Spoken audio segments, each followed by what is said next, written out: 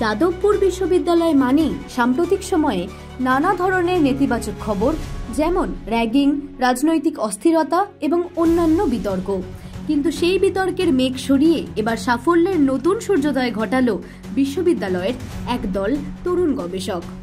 সম্প্রতি Indian space research organisation অর্থাৎ ইসরো আয়োজিত একটি গুরুত্বপূর্ণ রোভার নির্মাণ প্রতিযোগিতায় দেশের মধ্যে ৫ম স্থান অধিকার করে যাদবপুরের মেধা ও উদ্ভাবনী ক্ষমতার প্রমাণ রাখল তারা।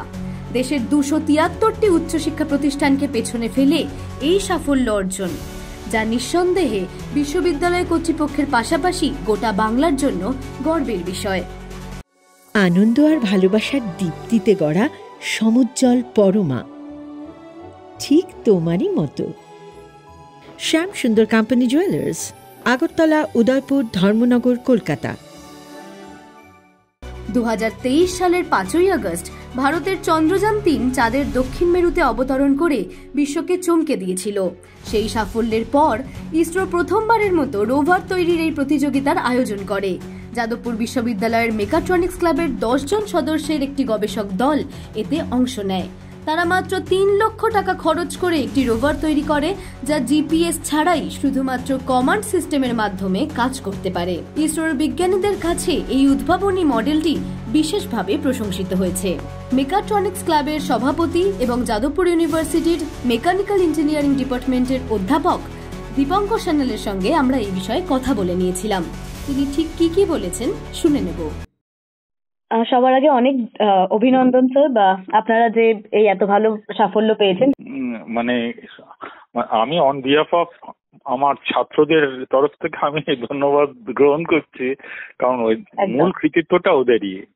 আমরা আমাদের থেকে কিছু কিছু সাহায্য আমরা করতে পেরেছি, এটা আমাদের সৌভাগ্যই আমি মনে করি। একদম। আমি যেটা ফার্স্ট প্রশ্ন করতে চাই সেটা হচ্ছে, যাদবপুর ইউনিভার্সিটির যেরকম আমরা দেখে আসছি বিভিন্ন কারণে, র্যাগিং হোক, রাজনীতি হোক, বিভিন্ন কারণে সুনাম আর দুর্নামের টানাপোড়েনের মধ্যে চলে যাচ্ছে। তো সেখান থেকে সেই সমস্ত ঝড় ঝাপটা পেরিয়ে এত বড় সাফল্য, ইসরো আয়োজিত একটা প্রতিযোগিতায় ৫ম স্থান অধিকার করা, এই সাফল্য আপনার অভিজ্ঞতা কিরকম, বা আপনি কি বলতে চান এটা নিয়ে? মানে আমাদের এখানে সমাজের নানা স্তর থেকে ছাত্রছাত্রীরা পড়াশোনায় আসে, মানে ফলে তাদের কারোর একদমই কি বলবো একটা নতুন পরিবেশের সাথে নিজেদের মানিয়ে নেওয়ার ক্ষমতাটা থাকে না। সে কারণে হয়তো তাদের ওই র্যাগিং ইত্যাদির ব্যাপারগুলোর তাদের উপর অভিঘাতটা খুব তীব্র হয়। এবং সত্যি কথা বলতে কি, মানে আমাদের এখানে এত খোলামেলা ব্যবস্থা, তাতে করে আমাদের হোস্টেলে যে যে দুর্ঘটনাগুলো ঘটেছে সেটা মানে সত্যি খুব, মানে ওই খোলামেলা ব্যবস্থার তার একটা কারণে, তার একটা বড় কারণ কোন ছেলে কত বছর আগে পাশ করে গেছে, সে কি ভেস্টেড ইন্টারেস্ট নিয়ে থাকছে, এই জায়গাগুলো সত্যি খুব প্রপারলি মনিটর করা যায়নি। এখন আমাদের হোস্টেলগুলো সেগ্রিগেট করে তারপরে একটা প্রচেষ্টা হচ্ছে। এখন দেখা যাক তাতে র্যাগিং এর এই মিনেসটা যদি কন্ট্রোল হয়, সত্যি মানে সেটা তো খুবই মানে ভালো একটা ডেভেলপমেন্ট হবে। কিন্তু মানে এটা যেমন একটা দিক, আর একটা দিক হচ্ছে তাদের ওই আন্দোলন ইত্যাদিগুলো, সেগুলো আর কি কিছু কিছু সময় মানে পড়াশোনাকে যেন ছাপিয়ে যায়। কিন্তু পাশাপাশি আবার একদল ছাত্র আছে, আমি বলবো তাদের সংখ্যাও নেহাত খারাপ না, তারা কিন্তু মানে নিজেদের যেটা করণীয় সেই করার জায়গাটা কিন্তু খুব যথেষ্ট মানে আগ্রহ সহকারে করে। মানে মুশকিল হলো তাদের ওই রিপোর্ট ভ্যালুটা যখন ওই এই ন্যাশনাল লেভেলে ফিফথ হচ্ছে কি ফার্স্ট হচ্ছে তখন আসে, কিন্তু মানে ওই অন্য জায়গাটায় মানে একদিন আমরা এক রাত আমরা ভিসিকে ঘেরাও করে রাখতাম, সেই খবরটা কিন্তু তাড়াতাড়ি ছড়িয়ে পড়ে। এই সমস্যাটাও পাশাপাশি আছে।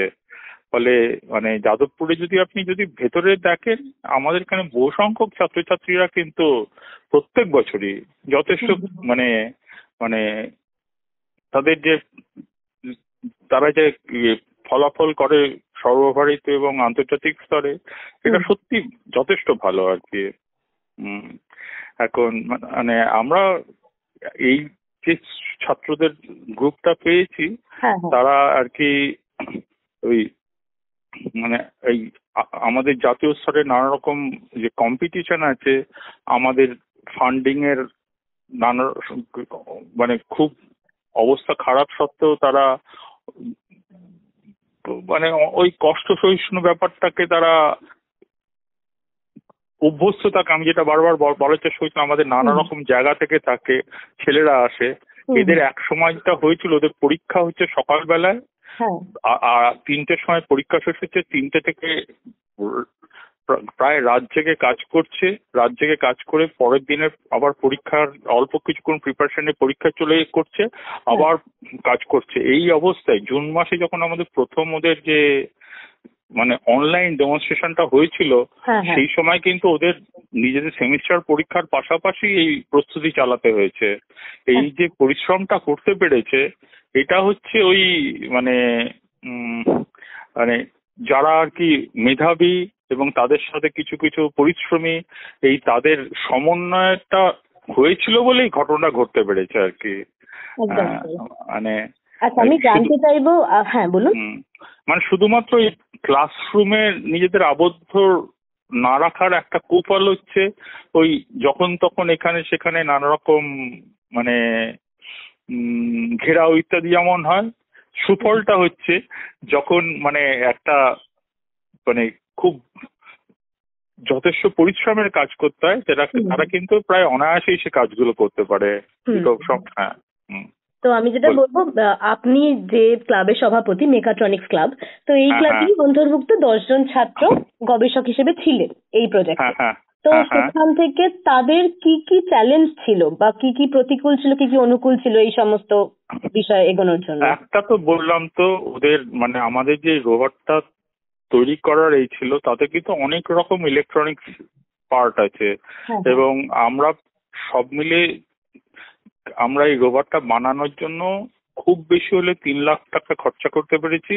বাকি 2 লক্ষ 2.5 লক্ষ টাকা ওই এখানে যাতায়াত, মানে রোবটটা আমরা এখানে বানাচ্ছি কিন্তু সেটা দিল্লিতে উড়িয়ে নিয়ে যেতে হয়েছে কম্পিটিশনের দিন, সেখানে থাকতে হয়েছে, যাতায়াতের খরচা আছে, হোটেলের খরচা আছে। এইটা তো কিন্তু, এবং আমাদের এখানে রোভার বানানো ছাড়াও আমাদের চাঁদের মাটিটাকে মানে বালি দিয়ে একটা ওই রকম একটা পরিবেশ তৈরি করতে হয়েছে, তার জন্য কিছু খরচা হয়েছে। সবটা মিলেই কিন্তু আমাদের 5.5 লক্ষ টাকার মধ্যে কিন্তু আমরা পুরো জিনিসটাকে সামলাতে পেরেছি। এবং এটাতে সামান্য কিছু যদি সত্যি ফান্ডিং আর বেশি আমরা জোগাড় করতে পারতাম, আমরা ফিট না অবশ্যই ফার্স্ট হতাম। এটা আমাদের মানে মানে আমরা একদম মানে আমাদের এটা আমাদের অ্যাসেসমেন্ট এমন না, আমাদের ইসরোর লোকেরাই বারবার বলেছে তোমাদের মোটরের পাওয়ারটার জন্য কিন্তু তোমরা ফিক্স হয়ে গেলে, মোটরের পাওয়ারটা একটু বেশি থাকলে তোমরা কিন্তু ফার্স্ট হতে। ডিজাইন এদের কিন্তু কোনো রকম খামতি ছিল না। আর এই যে 10 জন এটা কাজ করেছে, তারা যারা রেজিস্টার্ড ছিল, কিন্তু ক্লাবের মেম্বার প্রায় সবাই মিলে প্রায় 40-50 জন মেম্বার কিন্তু তারা দিনরাত কাজ করেছে।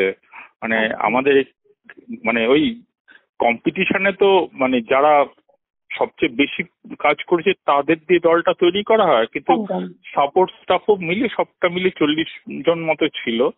আর এখন এই ক্লাবের সদস্য সংখ্যা প্রায় 200-র কাছাকাছি। এবং ফলে এই বছরও মানে ওই একটা সাফল্য আরো অনেকে উৎসাহিত করেছে, আর তারা আরেকখানা কম্পিটিশনে পার্টিসিপেট করছে। এই ঘটনাগুলো ঘটছে আর কি। আপনারা ফান্ডিং করলেন কিভাবে, মানে টাকা যে করা? এইটা শুধুমাত্র প্রথমবারে আমরা ওই মেকানিক্যাল ইঞ্জিনিয়ারিং এর 84 ব্যাচের অ্যালামনিরাই ওই 5,80,000 টাকা মতো তারা কন্ট্রিবিউট করেছিল, সেই টাকাটা ব্যবহার করা হয়েছে। আর এই ভোলানাথ মোটরস বলে একটি কোম্পানি, তারা যে মোটরগুলো ছিল সেই মোটরগুলো ফ্রি অফ কস্ট আমাদের দিয়েছে। আর 2-একটা সফটওয়্যার কোম্পানি তাদের সফটওয়্যার গুলোকে মানে সেগুলোর নাম হচ্ছে আনসিস, সলিড ওয়ার্কস তারা তাদের ওগুলোর ব্যবহার বিনামূল্যে ওদের করতে দিয়েছি যাতে করে ডিজাইনটা করতে পেরেছে। এই হচ্ছে সব মিলিয়ে আমরা ফান্ডিং প্লাস স্পন্সরশিপ মিলে এটা জোগাড় করতে পেরেছি। আর একজন UK based neurosurgeon Debashis Hazra ওনার নাম, উনি 1 লাখ টাকা আমাদের দিয়ে সাহায্য করেছিলেন। এই টোটাল আমরা ফান্ডিং ছিল আমাদের প্রথমেতে পেয়েছি। আপনাদের ভবিষ্যতের উদ্যোগ কি জানতে পারি? এখন তো ওরা তো এই বছরে নাইডার 2025 বলে একটা কম্পিটিশন এটা পার্টিসিপেট করছে। এই কম্পিটিশনে ওরা মানে এগ্রিকালচারাল অ্যাপ্লিকেশনের জন্য ড্রোন বানাবে। এতে 2টো ড্রোন থাকবে। একটা ড্রোন হচ্ছে প্রথমে উড়ে গিয়ে সমস্ত ছবিগুলো তুলবে ওই এগ্রিকালচারাল ফিল্ডের, সেখানে কোথায় পোকা লেগেছে, কোথায় আমাদের স্প্রে করতে হবে, কোথায় সার দিতে হবে, সেই ছবির ভিত্তিতে ফিরে আসে, ছবির অ্যানালিসিস করে সেই সিদ্ধান্ত হবে। সেই সিদ্ধান্ত নেওয়ার পর আবার একটা ড্রোন, তাতে ওই মানে ওই সার থাকবে, পেস্টিসাইড থাকবে, সেগুলো গিয়ে যেখানে যেমন দরকার সেরকম স্প্রে করবে। এইটা একটা ড্রোন 2025 একটা নাইডার, এটা ওই ministry of electronics and IT তারা আর ড্রোন ফেডারেশন অফ ইন্ডিয়া এই দুজন মিলে এই কম্পিটিশনটা করছে। এই কম্পিটিশনের ফাইনালটা বোধহয় সেপ্টেম্বরে, কোনো একটা ডেটটা এখন অ্যানাউন্স করেনি, সেপ্টেম্বরের কোনো সময় হবে এবং আমাদের টিম অলরেডি ফাইনালি কোয়ালিফাইড। আচ্ছা আচ্ছা, বুঝতে পেরেছি। আচ্ছা, আমি আবারও মানে প্রথমের প্রশ্নের মধ্যে প্রশ্ন করতে চাই, সেটা হচ্ছে আপনি যেরকমটা বললেন যে যাদবপুর ইউনিভার্সিটির ছাত্ররা বিভিন্ন ক্ষেত্রে সফল হয়।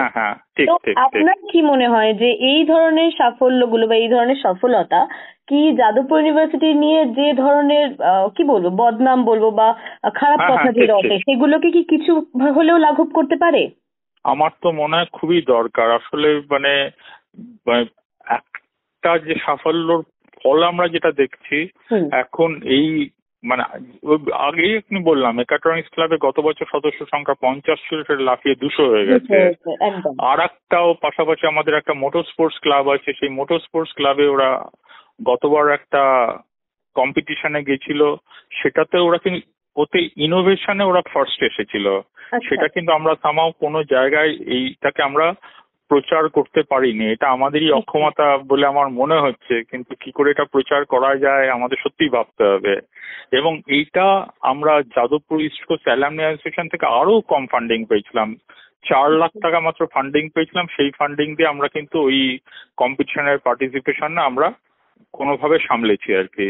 মানে মানে ওই একটা সাফল্য এই ক্লাবে জয়েন করতেও যেমন ছেলেদের একটা উৎসাহ দিচ্ছে, প্রত্যেকের তো নানা রকম ইচ্ছা থাকে। সবাই মানে ইলেকট্রনিক্স এই যে স্ট্রং এমনটা না, এই মোটর স্পোর্টস ক্লাব যেটা বলছি এটা হচ্ছে আমাদের অটোমোবাইল, এখন ইলেকট্রিক্যাল ভেহিকলস যেগুলো আছে সেই পার্টগুলোতে যারা বেশি ভালো কাজ করতে চায় তাদেরকে উৎসাহিত করছে। আমার একটা এরোস্পেস ক্লাব আছে, রোবোটিক্স ক্লাব আছে, এরকম নানা রকম ক্লাব। এই অ্যাক্টিভিটি গুলো কিন্তু এখন কিন্তু মানে ছেলেদের মধ্যে খুব উৎসাহ হয়েছে।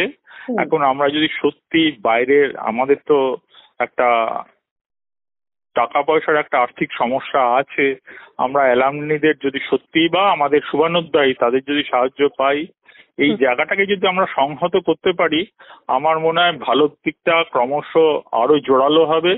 এবং একটা দিক ভালো হতে থাকলে মানে অবশ্যই আস্তে আস্তে যে খারাপ দিক সেটা তো আশা করি আরো কমতে থাকবে।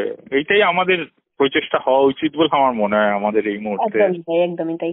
আমি শেষ প্রশ্ন করবো যে আপনারা যে কম্পিটিশনে ফিফথ হলেন, যাদবপুর ইউনিভার্সিটির যে সফলতা, সেখান থেকে আপনারা কি পুরস্কার পেলেন এবং সেটা দিয়ে আপনি ভবিষ্যতে কি করতে চাইবেন?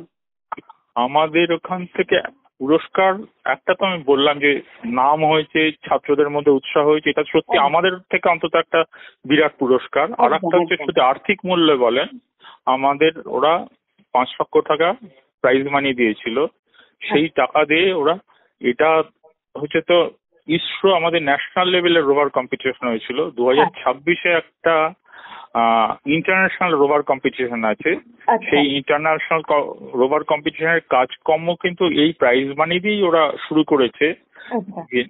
কারণ মানে আমাদের যেটা মানে কম্পিটিশনে আমরা ফাইনালে সিলেক্ট হয়েছি, এইটা যতক্ষণ না আমরা এস্টাবলিশ করতে পারছি ততক্ষণ আমরা কিন্তু বাইরের ডোনারদের থেকে ফান্ডিংটা এখনো সেভাবে পাচ্ছি না আর কি।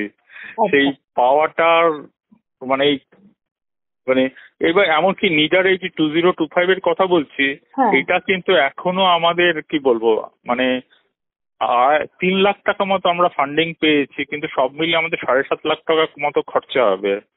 আমরা প্রমিস পেয়েছি আরো দুটো থেকে, আমাদের গ্লোবাল জিও অ্যালামনি ফাউন্ডেশন তারা প্রায় 5.5 লাখ টাকা দেবে বলেছে।